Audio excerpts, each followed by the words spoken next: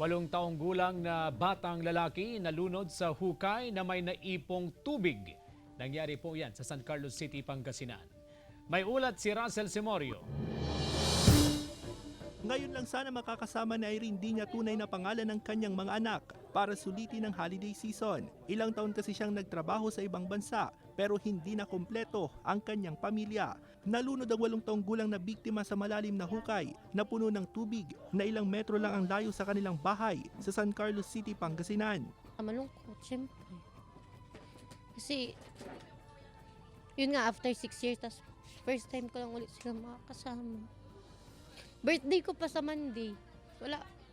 Excited pa naman yan sa New Year. Kwento ng lola ng biktima, hindi raw nagpaalam ang biktima na lalabas ng kanilang bahay. Inaya raw siya ng kanyang mga kaibigan na maligo sa hukay. Sana nabigyan pa siya ng pagkakataon na nabuhay.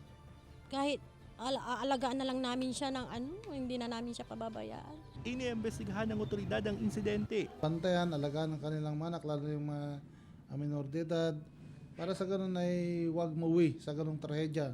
Maglalagay ang otoridad ng warning sign sa hukay para makaiwas sa kahalintulad na insidente. Kasama si Daryl Peralta, ako si Russell Simorio, naghahatid ng Balitang Amianan.